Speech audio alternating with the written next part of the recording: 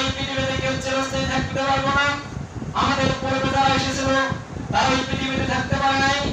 আমরা যারা রয়েছি আমরা এই পৃথিবীতে থাকতে পারবো না। আমাদের পরে যারা আসবে তারা এই পৃথিবীতে থাকতে পারবে না। এই পৃথিবীও শুধুমাত্র ধ্বংসশীল। এই পৃথিবীর কোনো কিছু চিরস্থায়ী থাকার যোগ্য রাখে না। এই পৃথিবীর সবকিছুই একদিন ধ্বংস হয়ে যাবে, একদিন সব কিছুই ধ্বংস হয়ে যাবে, একমাত্র আমার আপনার মহিমান্বিত প্রতিপালক ছাড়া। তাহলে এই পৃথিবীর সব কিছু একদিন ধ্বংস হয়ে যাবে। আর আমরা এই পৃথিবীতে আমাদের আসার কারণটা কি? আল্লাহ তাআলা আমাদেরকে কেন সৃষ্টি করলেন? এই উদ্দেশ্য আমাদেরকে লক্ষ্য, আমাদের উদ্দেশ্য বাস্তবায়ন করতে হবে।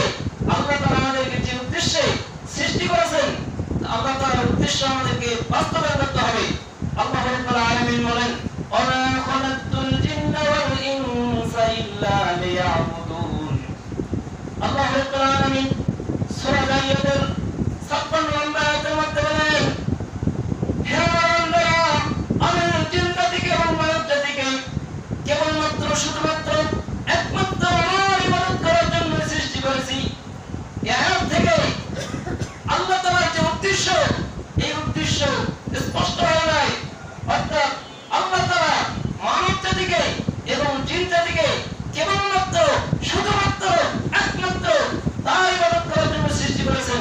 কাজেই ইবাদত ঠিক রেখে আমাদেরকে এই দুনিয়ার পেছনে চলতে হবে। কারণ এই পৃথিবীর লোক লালসা আমাদের ত্যাগ করতে হবে। এই পৃথিবীর মায়ার ভালোবাসা এগুলো আমাদেরকে পরিত্যাগ করতে হবে।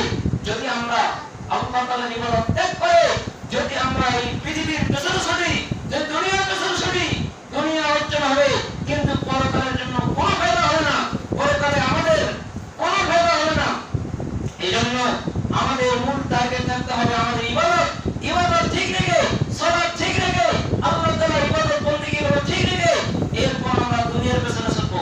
সম্মানিত উপস্থিতি, কালকে আমাদের ময়দানে আদম সন্তান তার বাম দিকে তাকাবে, আদম সন্তান তার ডান দিকে তাকাবে, আদম সন্তান কালকে আমাদের ময়দানের সামনে তাকাবে।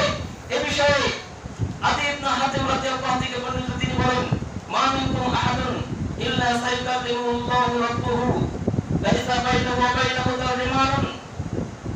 আল্লাহ রাসূল সাল্লাল্লাহু আলাইহি ওয়াসাল্লাম বলেন, আদী ইবনে হাতিম থেকে বর্ণিত, তিনি বলেন যে আল্লাহ রাসূল সাল্লাল্লাহু আলাইহি ওয়াসাল্লাম বলেছেন, কাল কিয়ামতের ময়দানে আদম সন্তান প্রত্যেকটা মানুষের সাথে কাল কিয়ামতের ময়দানে আল্লাহ তাআলা কথা বলবেন।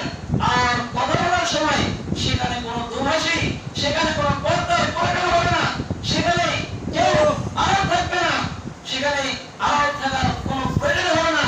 আল্লাহ রাব্বুল আলামিন প্রত্যেক বান্দার সাথে কথা বলবেন। অতঃপর যখন মানুষ আল্লাহ তাআলার সামনাসামনি হয়ে যাবে তখন ফায়াতুল আইমানা মিনহু ফালা ইয়ারা ইল্লা মা কদ্দামা মিন আমালিহি ওয়া ইয়ামুদু মাশআমা মিনহু ফালা ইয়ারা ইল্লা মা কদ্দামা মিন আমালিহি। তখন বান্দা তার ডান দিকে তাকাবে, সে ডান দিকে তাকা দেখবে, সে যা আমল করেছে, যে ভালো ভালো আমলগুলো করেছে, সে ডান দিকে তাকানোর পর সে লক্ষ্য করতে পারবে, যে আমলগুলো করেছে সেই আমলগুলো দেখতে পাবে।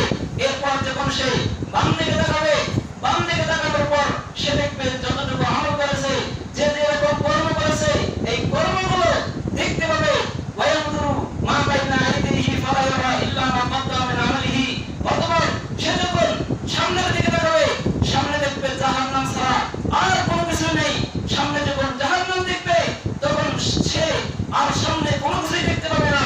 তখন আল্লাহ রাসূল সাল্লাল্লাহু আলাইহি ওয়াসাল্লাম বলেন, সুতরাং তোমরা ওয়ালাউ বিশিক্কি তামরাতিন, তোমরা ইত্তাকুন নার ওয়ালাউ বিশিক্কি তামরাতিন, সুতরাং তোমরা জাহান্নাম থেকে বাঁচার জন্য একটা খেজুরের ছিলকা হলো, একটা খেজুরের ছিলকা হলো দিয়ে দান করে তোমরা জাহান্নাম থেকে বাঁচার চেষ্টা করো। কারণ আমাদের সদস্যরা জাহান্নাম থেকে